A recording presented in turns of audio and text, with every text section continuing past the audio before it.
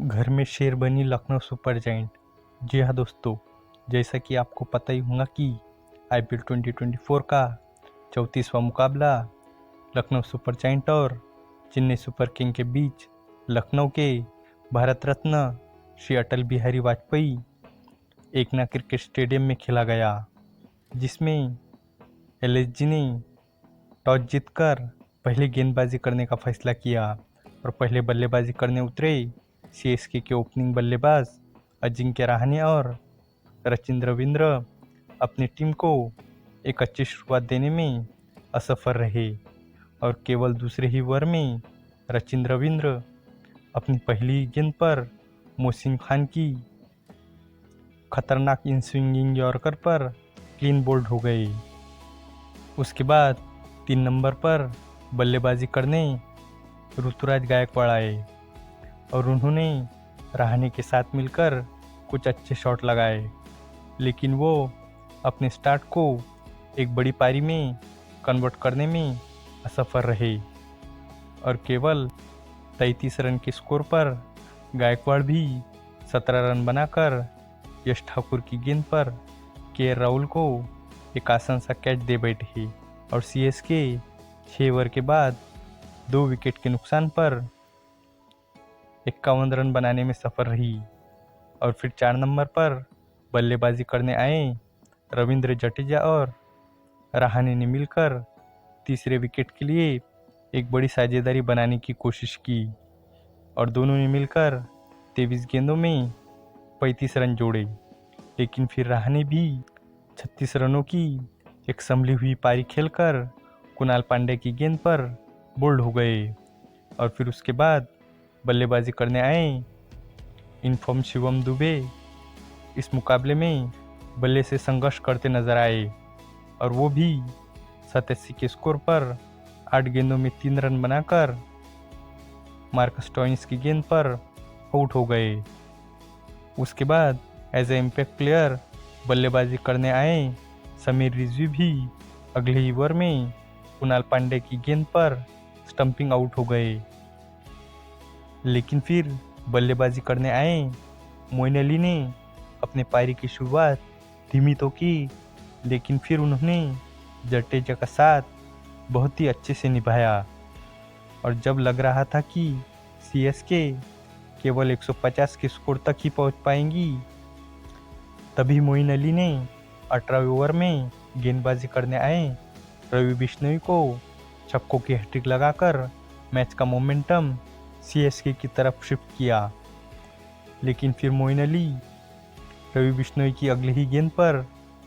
शानदार 30 रन बनाकर आउट हो गए, लेकिन फिर आखिर में फिनिशिंग टच देने एमएस धोनी आए और उन्होंने अपनी छोटी सी पारी में केवल 9 गेंदों में 2 छक्के और 3 चौके की मदद से 28 रन ठोक दिए। वही रविंद्र जडेजा 40 गेंदों में 57 रन बनाकर नाबाद रहे, जिसकी मदद से सीएसके 20 ओवर के बाद 6 विकेट के नुकसान पर 176 रन बनाने में सफल रही। जवाब में 177 रनों के लक्ष्य का पीछा करने उतरे लखनऊ सुपर जायंट के ओपनिंग बल्लेबाज क्विंटन डी कॉक और के राहुल ने मिलकर एलएसजी के लिए एक ज़बरदस्त शुरुआत की और दोनों ने मिलकर पहले पावर प्ले में 6 ओवर के बाद बिना किसी नुकसान के 54 रन जोड़ दिए।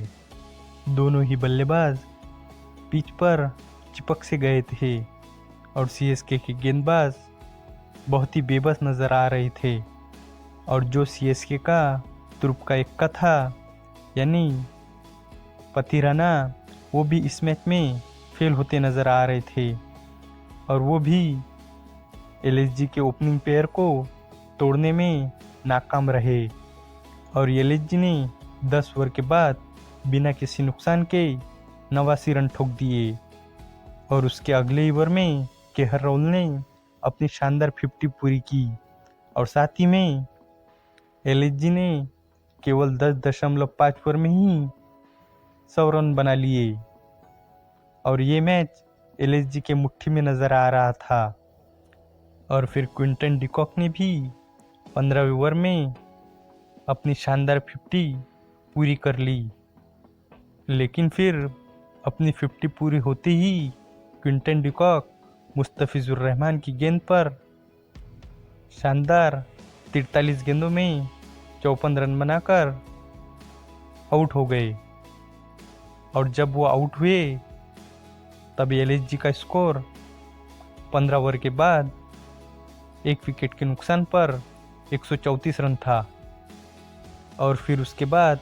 3 नंबर पर बल्लेबाजी करने आए निकोलस पूरन और केएल राहुल ने मिलकर शानदार 13 गेंदों में 27 रन जोड़े। और फिर केएल राहुल भी 161 के स्कोर पर पतिराना की गेंद पर शानदार 82 रनों की पारी खेलकर आउट हो गए। लेकिन जाने से पहले वो अपनी टीम का काम कर चुके थे और ये मैच एलएसजी के पकड़ में आ चुका था। और जो बचा खुचा काम था वो निकोलस पूरन और स्टोइनिस ने कर लिया। और इस एक तरफा मैच में एलएसजी की 8 विकेटों से जीत हुई। केएल राहुल को उनके शानदार प्रदर्शन के लिए मैन ऑफ द मैच चुना गया।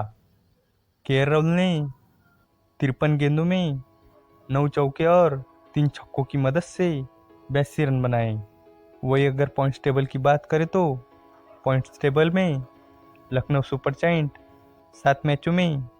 4 जीत और 8 पॉइंट के साथ 5 नंबर पर बनी हुई है। वही अगर सीएसके की बात करें तो सीएसके 7 मैचों में 4 विन और 8 पॉइंट के साथ 3 नंबर पर बनी हुई है। आपको क्या लगता है कि सीएसके अगले मैच में वापसी कर पाएंगी या नहीं? कमेंट में ज़रूर बताना। और अगर वीडियो पसंद आई हो तो वीडियो को लाइक और चैनल को सब्सक्राइब ज़रूर करना।